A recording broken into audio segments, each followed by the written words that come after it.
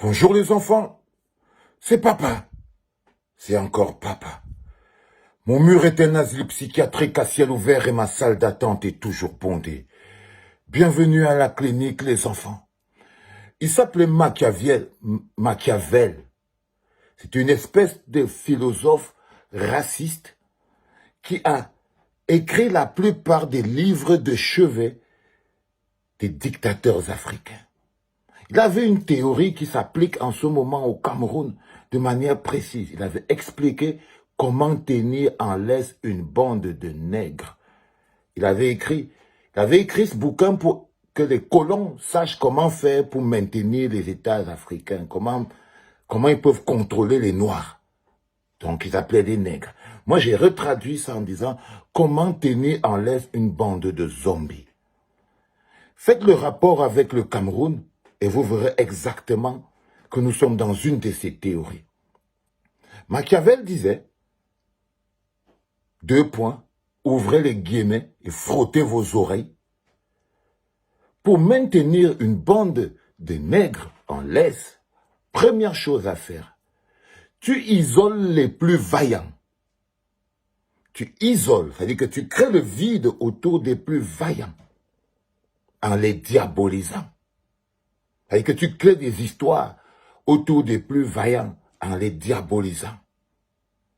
Si tu fais le parallèle avec le Cameroun, à quel moment on isole les plus vaillants en les diabolisant?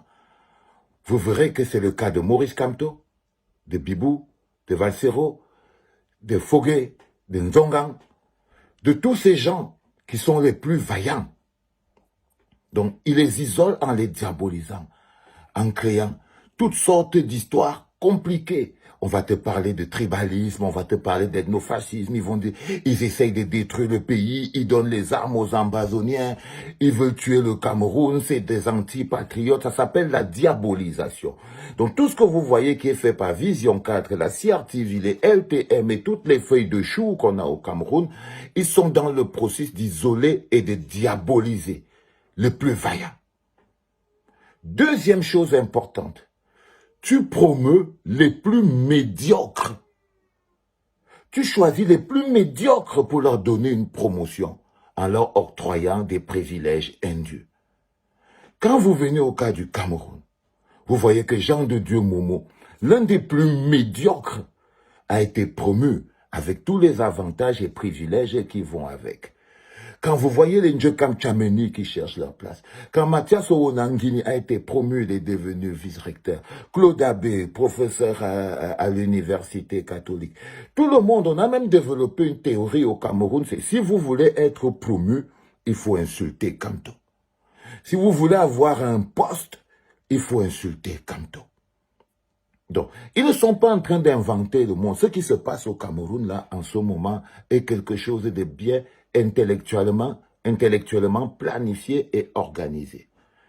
Maintenant que ces gens conscients de cette escroquerie, vu que Jean de Dieu Momo, Cabral Libi, Nouran, Lincoigne, tous ces gens-là qui ont ces nominations, grâce à leur capacité d'insulte sur le président élu Maurice Kamto, ils sont bien conscients de cette escroquerie.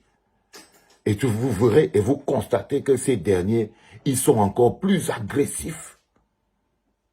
Ils sont encore 2 fois plus agressifs sur les plus vaillants. C'est-à-dire quand vous écoutez ce qui sort de la bouche des gens de Dieu Momo, vous comprenez très bien cette théorie. Donc, les enfants, ne croyez pas que ce qui se passe au Cameroun, ce n'est pas de la magie. On ne va pas faire marche arrière. Ils n'avaient juste pas prévu qu'on serait au 21e siècle et qu'on se ferait plus manipuler. Ils n'avaient pas prévu que notre résistance aurait à sa tête un illuminé, le président élu Maurice Kamto. Ils n'avaient pas imaginé que autour du président élu Maurice Kamto, il y aurait des Bibou Nissak, des Valsero, des Alain Fogué, des Médard Lipote. Ils n'avaient pas imaginé qu'il y aurait la meute. Ils n'auraient pas imaginé qu'il y aurait des talibans, des résistants. Ils n'avaient pas imaginé qu'il y aurait la base.